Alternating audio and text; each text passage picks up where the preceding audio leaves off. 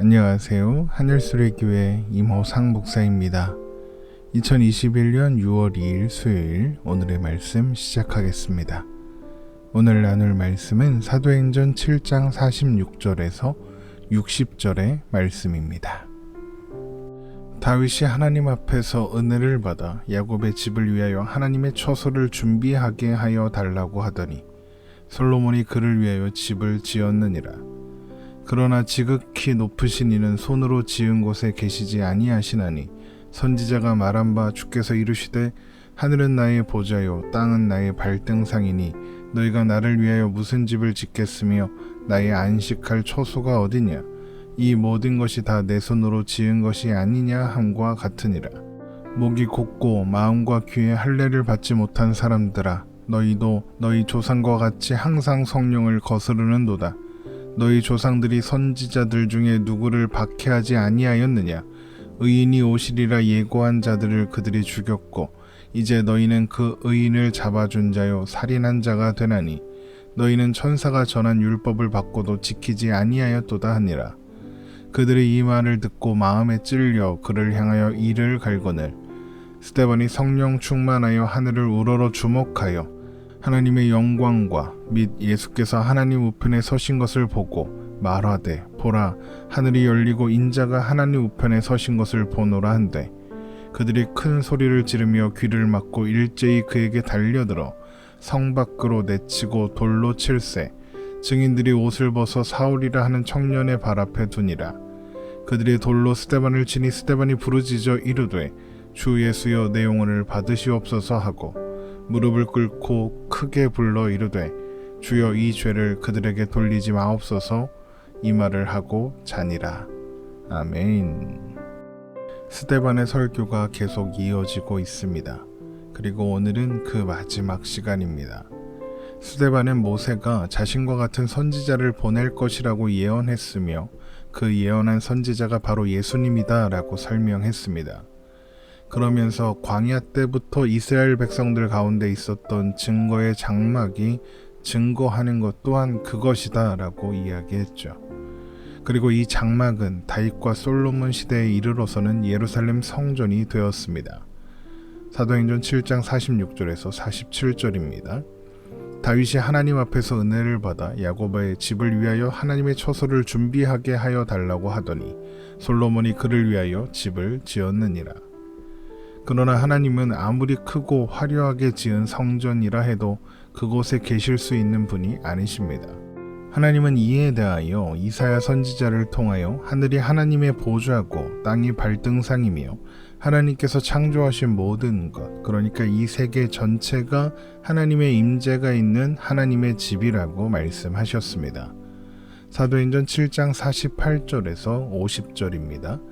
그러나 지극히 높으신 이는 손으로 지은 곳에 계시지 아니하시나니 선지자가 말한 바 주께서 이르시되 하늘은 나의 보좌요 땅은 나의 발등상이니 너희가 나를 위하여 무슨 집을 짓겠으며 나의 안식할 처소가 어디냐. 이 모든 것이 다 내 손으로 지은 것이 아니냐 함과 같으니라. 성전을 지은 솔로몬 또한 성전을 하나님 앞에 봉헌하면서 같은 고백을 했었습니다. 열왕기상 8장 27절입니다. 하나님이 참으로 땅에 거하시리이까 하늘과 하늘들의 하늘이라도 주를 용납하지 못하겠거든 하물며 내가 건축한 이 성전이오리이까. 하나님은 사람의 손으로 지은 건물 안에 모실 수 있는 분이 아니며 모든 것을 초월하시고 모든 것을 통치하시는 주권자이시다.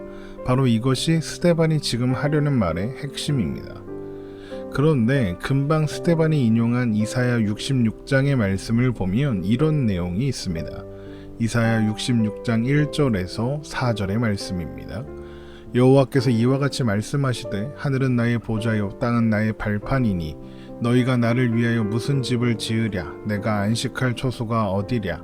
나 여호와가 말하노라. 내 손이 이 모든 것을 지었으므로 그들이 생겼느니라. 무릇 마음이 가난하고 심령이 통회하며 내 말을 듣고 떠는 자 그 사람은 내가 돌보려니와 소를 잡아 드리는 것은 살인함과 다름이 없이 하고 어린 양으로 제사 드리는 것은 개의 목을 꺾음과 다름이 없이 하며 드리는 예물은 돼지의 피와 다름없이 하고 분향하는 것은 우상을 찬송함과 다름이 없이 행하는 그들은 자기의 길을 택하며 그들의 마음은 가증한 것을 기뻐한즉 나 또한 유혹을 그들에게 택하여 주며 그들이 무서워하는 것을 그들에게 임하게 하리니 이는 내가 불러도 대답하는 자가 없으며 내가 말하여도 그들이 듣지 않고 오직 나의 목전에서 악을 행하며 내가 기뻐하지 아니하는 것을 택하였음이니라 하시니라. 하나님께서 이사야 선지자를 통해 하시는 말씀이 무엇입니까? 하나님께서 원하시는 것은 마음이 가난하고 심령에 통회하며 하나님 말씀을 경외하는 것인데 이스라엘 백성들은 성전을 지어놓고 거기서 제사를 드리는 것으로 할 바를 다했다고 생각하고 있다는 것입니다. 어제 말씀에서 성막과 성전에서 반복적으로 드려지는 제사는 그들이 죄를 반복할 수밖에 없는 존재이며 성전에서 드려지는 제사조차 자신들을 온전히 새롭게 할 수 없다는 것을 보여주고 있다라고 했었죠. 그러니까 성전에서 드려지는 제사가 보여주는 것은 이스라엘 백성들의 한계에도 불구하고 그들에게 은혜를 베풀어 주시는 하나님이신 겁니다. 하나님이 은혜로우셔서 이스라엘 백성들에게 은혜를 베풀어 주시는 것이죠. 그런데 이스라엘 백성들은 이것을 오해하고 우리가 성전에서 제사를 드려서 그 제사를 드리는 행위 때문에 하나님께서 인정을 해주셔서 그래서 은혜를 받는 것이다 라고 생각했다는 것입니다. 그래서 성전에서 드리는 제사만 잘하면 마음대로 살아도 된다. 제사에 충실했으니 나는 자격이 있다. 이렇게 생각했던 것입니다. 그래서 하나님은 이사야 선지자를 통하여 그거 아니다. 성전을 짓고 거기서 온갖 제사를 드렸으니 할 바를 다했다고 생각하지 말아라. 너희는 그것으로 완전해질 수 있는 존재가 아니다. 너희는 은혜가 필요한 존재다. 너희는 제사를 드리는 것으로 할 바를 다했다 생각하지 말아라. 말씀에 귀를 기울여라. 너희는 정작 말씀에는 귀를 기울이지 않는구나. 내가 보기에 너희는 가증한 위선자들이다 라고 말씀하셨던 겁니다. 스데반이 이사야의 말씀을 인용하는 이유도 바로 그것을 지적하기 위해서입니다. 결국 스데반은 성전을 모욕한다는 고발을 받은 자신이 아니라 오히려 자신을 고발한, 자신을 공회 앞에 세운 사람들, 곧 유대인의 지도자들이 성전을 모욕하고 있는 것이다. 이것을 말하고 있는 겁니다. 그들은 목이 곧고 또한 마음과 귀에 할례를 받지 못한 사람들이라는 거죠. 그들은 그들의 조상들처럼 성령을 거스르고 하나님의 말씀을 거스를 뿐인 것입니다. 그들은 하나님께서 보내신 선지자들을 박해했던 그들의 조상들처럼 선지자들이 오리라고 예언했던 그 의인 곧 예수 그리스도를 죽였습니다. 사도행전 7장 51절에서 53절입니다. 목이 곧고 마음과 귀에 할례를 받지 못한 사람들아 너희도 너희 조상과 같이 항상 성령을 거스르는도다. 너희 조상들이 선지자들 중에 누구를 박해하지 아니하였느냐. 의인이 오시리라 예고한 자들을 그들이 죽였고 이제 너희는 그 의인을 잡아준 자요 살인한 자가 되나니 너희는 천사가 전한 율법을 받고도 지키지 아니하였도다 하니라. 스데반은 그들이 모세와 선지자들 또한 성전이 가리키고 있는 한 분 예수 그리스도를 외면하고 죽임으로써 살아있는 하나님의 말씀을 거절했으며 그로 인해 말씀을 주신 하나님을 거절한 것이다. 이렇게 말하고 있는 것입니다. 이런 스데반의 말을 듣고 있던 사내들인 공회원들은 경노하여 스데반을 향하여 이를 갈았습니다. 사도행전 7장 54절입니다. 그들이 이 말을 듣고 마음에 찔려 그를 향하여 이를 갈거늘. 개역개정 성경에는 그들이 이 말을 듣고 마음에 찔려 라고 번역하고 있지만 이 부분에 대한 정확한 번역은 그들이 이 말을 듣고 격분하여 화가 치밀어 올라 몹시 화가 나서 이렇게 번역하는 것이 맞습니다. 보통 사람들이 마음에 찔릴 때 사과하고 그 말을 받아들이기보다는 화를 내는 경우가 많으니까 마음에 찔려 이를 갈았다는 표현도 어느 정도는 맞다고 할 수도 있겠습니다. 어쨌든 그렇게 설교를 마친 스데반이 성령이 충만하여 하늘을 우러러봅니다. 그리고 그때 하나님의 영광과 하나님 우편에 서신 예수님을 보게 되죠. 그리고 스데반은 자신이 그것을 본다 이야기했습니다. 사도행전 7장 55절에서 56절입니다.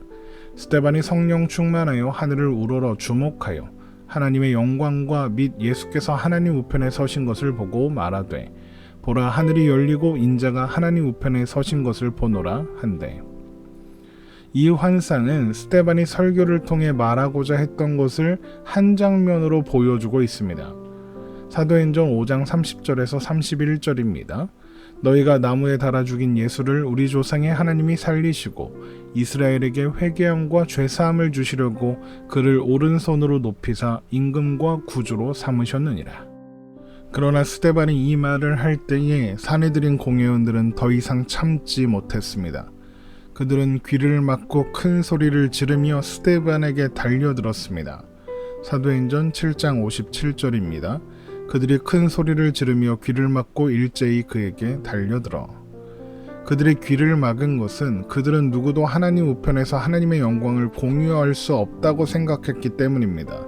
그러니까 그들에게 스데반의 환상의 내용은 신성 모독이며 동시에 스스로 경건하다 생각하는 자신들을 향한 모독이기도 했던 겁니다. 그러나 귀를 막고 있는 그들의 모습은 스데반이 한 말처럼 그들이 마음과 귀에 할례를 받지 못한 사람들이라는 것을 보여줄 뿐입니다.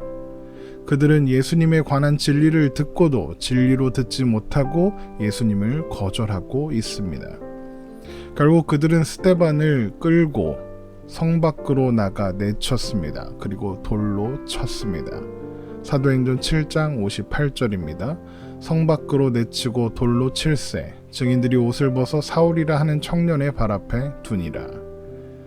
그런데 스데반을 돌로 치는 사람들은 그 옷을 벗어 사울이라는 사람 앞에 두었다 합니다. 이런 행동은 사울이라는 이 사람이 돌을 던지는 사람들의 지도자로 인정되고 있다는 의미입니다. 아마도 그는 사내들인의 원로였던 가말리엘의 제자로서 스데반을 돌로 치는 일이 사내들인의 결정과 같다는 보증인으로서 그 자리에 있었던 것 같습니다. 그리고 이 사람이 이후 사도행전의 주인공으로서 등장하는 사도 바울입니다. 그러나 스데반은 사람들이 자신을 향해 계속 돌을 던지고 있는 동안에도 공회에서 보았던 그 환상을 아마도 계속 보고 있었던 것 같습니다. 스데반은 곧 다가올 죽음 후에도 계속될 자신의 생명을 확신하며 자신을 예수님께 의탁할 수 있었습니다. 그리고 무릎을 꿇고 자신을 향해 돌을 던지는 사람들을 용서해 달라고 기도합니다. 그들의 죄는 예수님의 부활과 영광에 관한 진리를 선포하는 예수님의 증인을 죽이는 죄입니다. 누군가의 증인을 죽인다는 것은 그를 증인으로 보낸 사람을 죽이는 것과 같지 않겠습니까? 그러니까 그들은 예수님을 향해 돌을 던지고 있는 것과 마찬가지였던 겁니다. 그러나 스데반은 십자가에서 예수님께서 보여주신 것처럼 그들을 용서해달라고 간구했던 것입니다. 그리고 그것이 스데반의 마지막이었습니다. 사도행전 7장 59절에서 60절입니다. 그들이 돌로 스데반을 치니 스데반이 부르짖어 이르되 주 예수여 내 영혼을 받으시옵소서 하고 무릎을 꿇고 크게 불러 이르되 주여 이 죄를 그들에게 돌리지 마옵소서 이 말을 하고 자니라. 사도행전은 스데반의 죽음을 잠들었다 이렇게 표현합니다. 이것은 그의 죽음이 끝이 아니라 영생으로 이어지는 영광 가운데 하나님 우편에 계신 주님 품에 안기기 위한 과정이었음을 보여줍니다. 스데반은 그렇게 잠들었고 예수님의 품 안에서 눈을 떴을 것입니다. 그동안 우리는 스데반의 설교를 이렇게 6번에 걸쳐서 살펴보았습니다. 스데반이 자신의 설교, 자신의 변론을 통해 드러내고자 했던 것은 단 한 가지죠. 예수가 그리스도다 라는 것이었습니다. 예수님이 하나님께서 보내신 최종적이고 완전한 해결책이라는 것, 그분만이 유일한 구원자라는 것, 바로 이것이 스데반이 말하고자 했던 내용입니다. 우리가 또한 잊지 말아야 하는 단 한 가지도 바로 그것입니다. 예수 그리스도 오직 그 이름에만 진리와 생명이 있음을 기억하시기 바랍니다. 이 세상 그 어떤 것도 그 이름보다 귀한 것은 없습니다. 오늘 말씀 마칩니다. 오늘도 주님 안에 평안한 하루 되시기를 주님의 이름으로 축원합니다.